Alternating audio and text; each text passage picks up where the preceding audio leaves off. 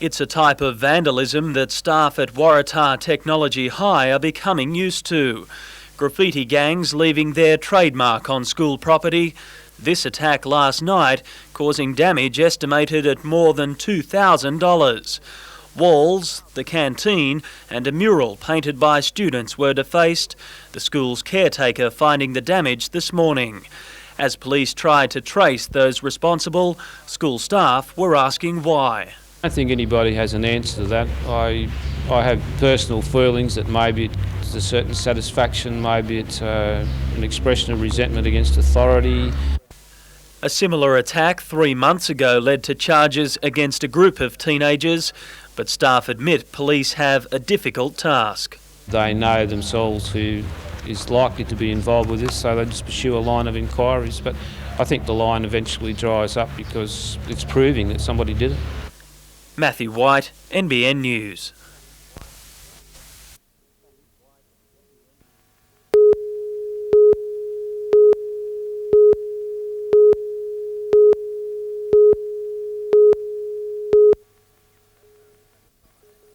So far in the Coca-Cola National Soccer League, varying degrees of success for the Eagles and the Breakers.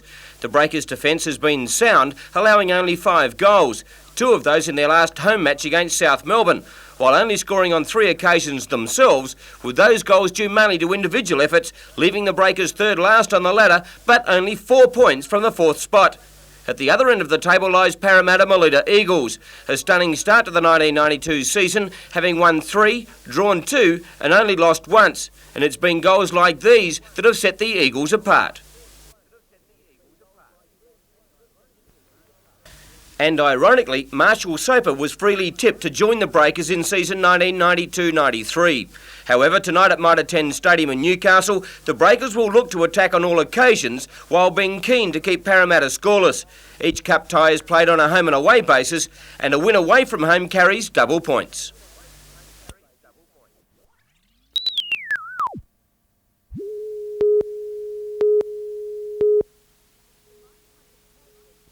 The Minehunter project is the last of the major naval contracts to be awarded this century.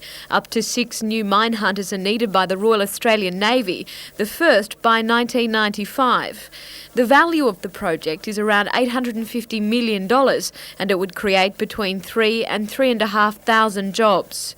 New South Wales Minister for State Development Peter Collins has just returned from Europe and Asia, where he spoke with the major companies tendering for the construction of the vessels. But certainly by the time I'd finished with the 5 different national companies I met with, they came away with a very firm impression that New South Wales wanted this project. According to the Minister, in recent times Newcastle has been overlooked. The Anzac frigate contract went to Victoria and South Australia won the submarine contract. Mr Collins says it's about time the federal government gave something to Newcastle. Looked after South Australia, they've looked after Victoria, I mean largely for political reasons for both. And when you look at the political history of the Hunter region, the Labor Party hasn't done too badly out of it over as long as I can remember. And I think it's about time they delivered here to the people of Newcastle. If the project does come to New South Wales, the majority of work in the Hunter would be done at the Defence Department's fiberglass facility at Tomago. Our engineering industries would also benefit. Garden Island in Sydney could be used for fitting out the ships. The contracts will be awarded by June 1994. Mr Collins is encouraging local members of Parliament to lobby the federal government. Jodie McKay, NBN News.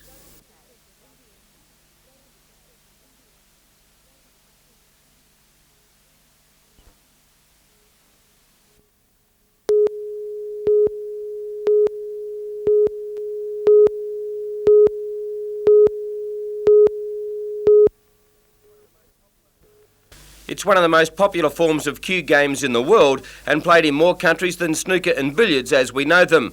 In Newcastle last night, the qualifying rounds of the National Championships, with the final selection matches on tonight at the Workers' Club. The winner of tonight's final will go straight into the 32-man draw to decide the Aussie champ, and 4 players may figure strongly in this do-or-die struggle. Edward Charlton won well overnight, as did Steve Miller, Chris Vile and Troy Datson, and they will be joined by 4 other players who qualified last Thursday night.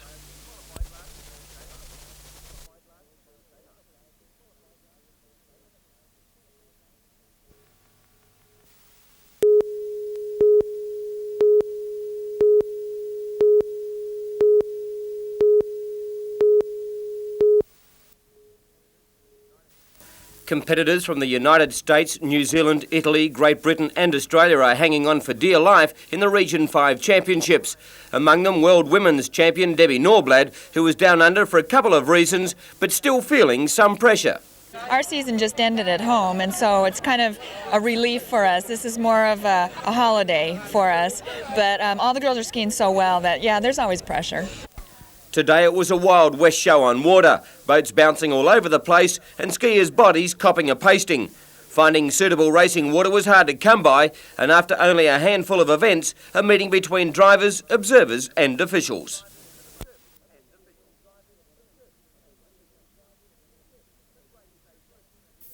But race they did, and in the 20 to 24 years men's division, it was a war of attrition. A good start and status with John Sloan up behind were away well, but soon after, disaster, as the chop claimed its first victim. Local lad Chris Webb and Syndicate found themselves in the lead, and with the hardest 5 laps they had ever skied ahead of them. One moment Webb was waving his boat down to reduce speed, the next a bit of smoother water, and it was time to lift the pace. Webb matched strides with Sloan, who was a lap down, and they raced past Russell Moore, feeling the effects of yet another fall. It was Webb who hung on to record a fine win.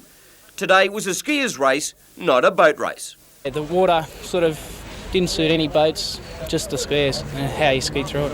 Best place to be is out in front, take it nice and easy. Yeah, well, I wasn't out in front first off, and I just sat back and watched them all fall off, basically, and just cruised around.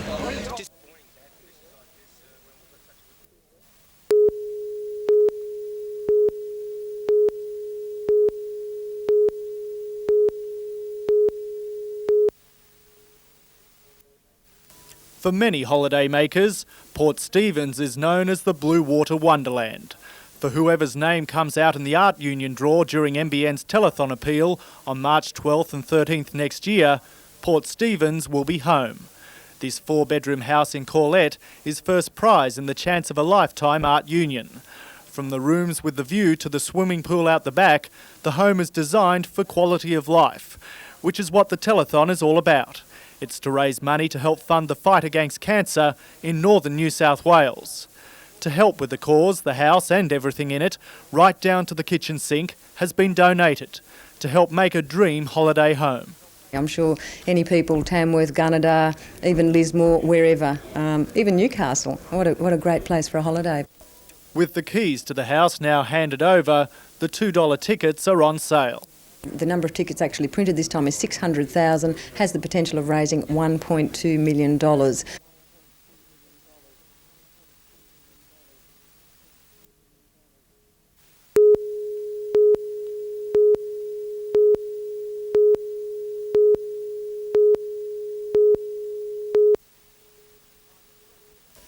In a time of record unemployment, it was the kind of headline Hunter residents dread.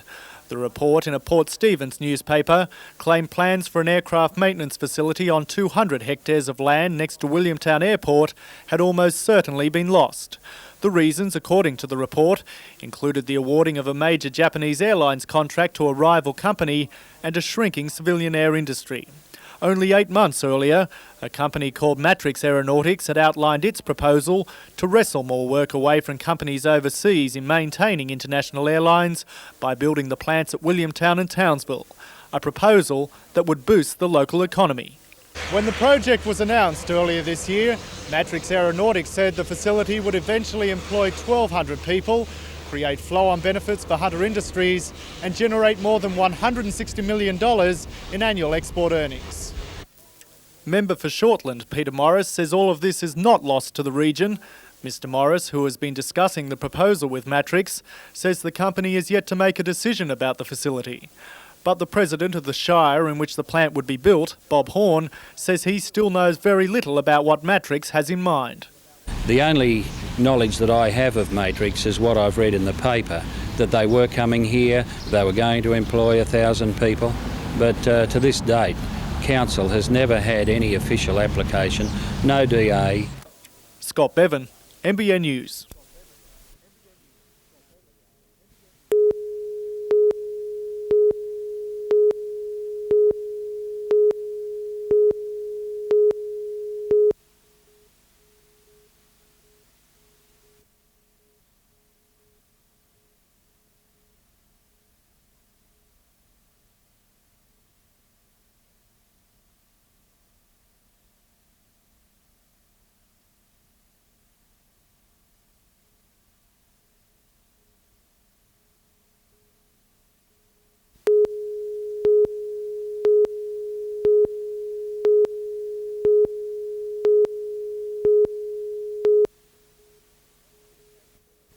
22 coaches from the Coffs Harbour region are being put through a level 2 training course by a couple of likely lads.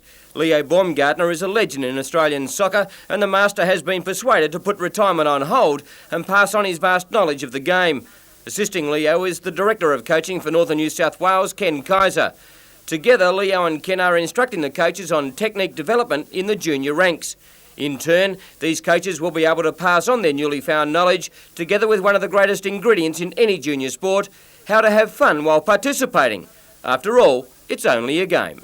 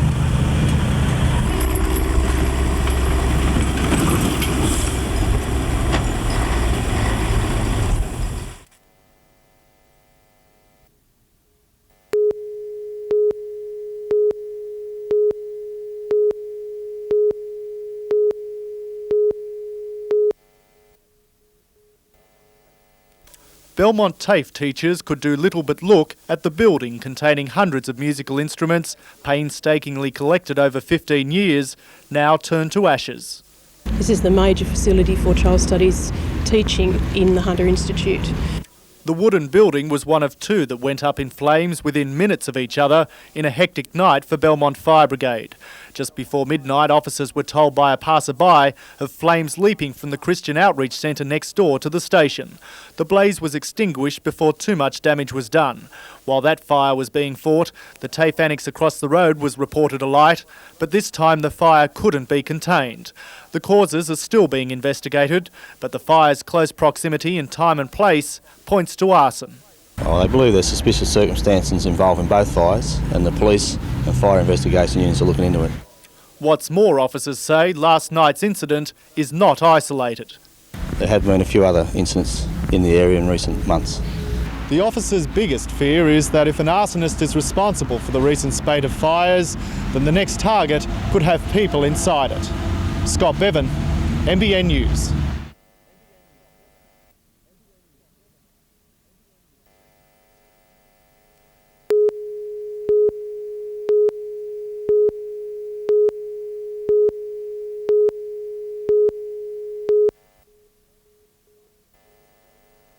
Amid the ghosts of the 1929 miners' riots, reminders of a railway past rolled into Rothbury.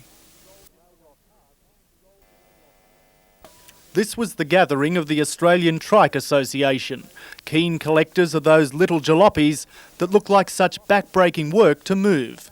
Not so, says Ken and Betty McCauley, and they should know they heaved and hoed from Perth to Sydney on their century-old trike. It was hard work. Yeah, there are easier ways to see Australia.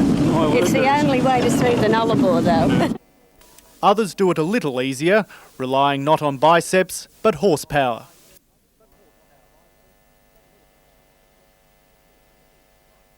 Some of these trikes have been saved from the scrap heap for as little as $200, an investment for the future in the past. So there is quite a number of people throughout the state who delight in preserving this part of the rail heritage, I guess. Scott Bevan, NBN News.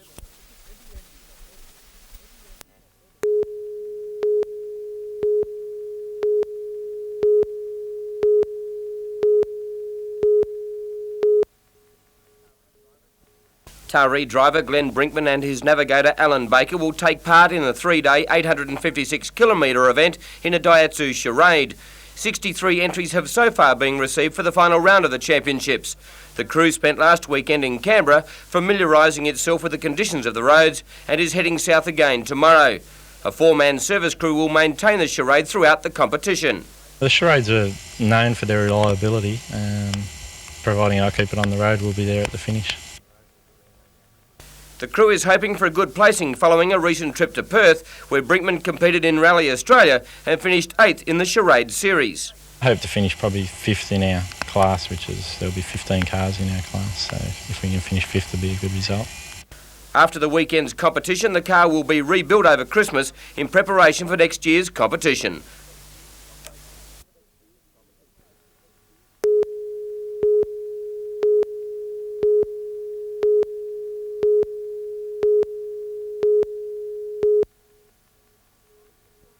As part of a course requirement, the students were given the task of redesigning Newcastle's East End.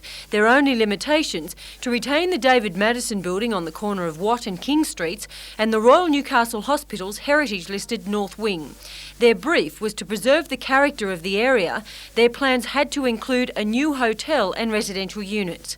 Many models focus on developing a pedestrian link between Newcastle Beach and the retail area and feature markets, art galleries, theatres and eateries. John D. Manincourt believes the hospital is a tourism hindrance. He's replaced it with a hotel. So I see it as a mixed use area that could promote sort of pedestrian access for people who live in the city, as well as a lot of different activities, different spaces, different qualities of space. While interested in the exercise, Council says it's not part of a grand plan foreshadowing the demolition of Newcastle Hospital. The designs will be on public display at the Hunter Heritage Centre until Friday. Catherine Lamond, NBN News.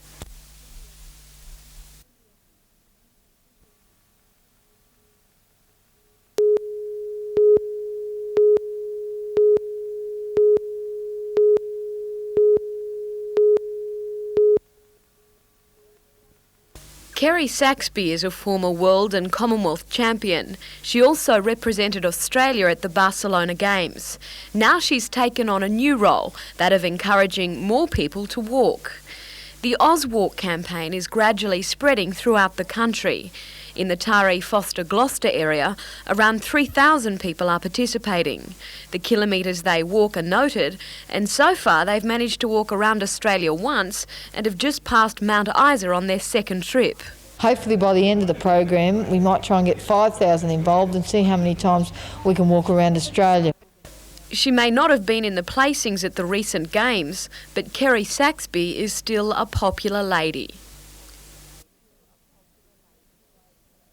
It's great, it's no stress on your joints, and if you're just walking around normally and freely, it's a great way to see the world, and it's also a great way to enjoy yourself. You can do it with friends and that.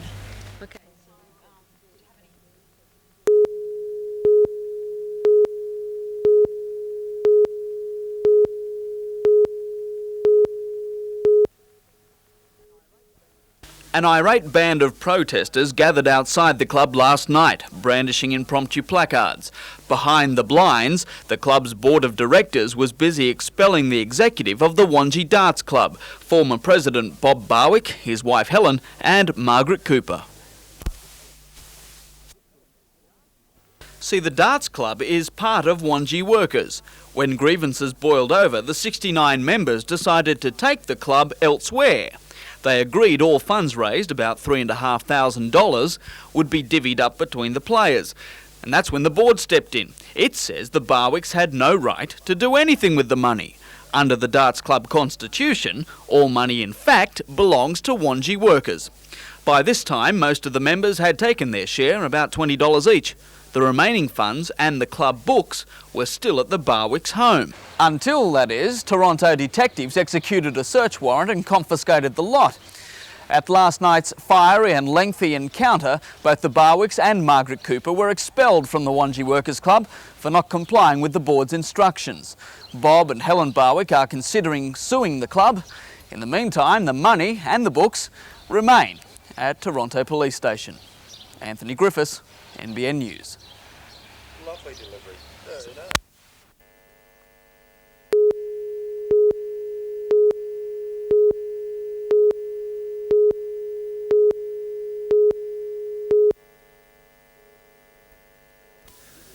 The man's two-bedroom house in Hilltop Street caught alight when food was left on the stove in the kitchen. He had fallen asleep in his bedroom and was unaware of the blaze until a neighbour dragged him from the house. Fire units from the entrance and Killarney Vale arrived to find the man in a daze. He was disorientated as far as he didn't actually know where he was going. He was black from the smoke inhalation, and only for the arrival of his neighbour and dragging him out, we may have been coming to another fatality. The house was severely damaged, but the man escaped serious injury and was taken to Gosford Hospital suffering from smoke inhalation. Fire units say the incident highlights the need for smoke detectors to be installed. Smoke alarms are not very dear.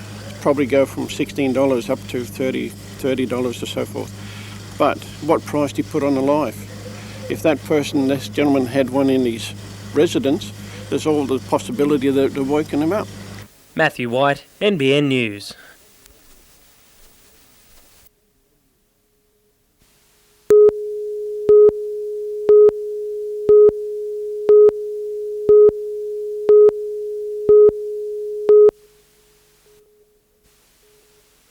And it hasn't been that the BHP Breakers have turned in ordinary performances. Their last two outings were exceptional, but no result to show for it. We started to play better football, which is encouraging, so we can't keep playing this way and losing and drawing, so hopefully we'll go out with a win. Again in trouble with not finding the back of the net more frequently, the clash with the Falcons could be the most important game the Breakers play this season. We have to win, simple as that, Mike, so we'll be going all out to score goals, and obviously we'll have to attack to do that. It's do or die tomorrow night. We've said for long enough that we've got to start winning. We cannot leave it any longer. Morwell are there. I think they're there for the taking. I believe we're primed for a win and a good win, and hopefully Friday is the time. Morwell were hammered midweek in the NSL Cup, and the feeling at Birmingham Gardens is that it will be two hidings within a few days for the visitors. Lads are really primed. They really were quite jovial last night, but with a serious look about them, and I think they really are mean now, and I think they want to punish Morwell, unfortunately Morwell, but I think we've got to do that and then go into the following week's game with 2 or 3 goals and a lot of confidence.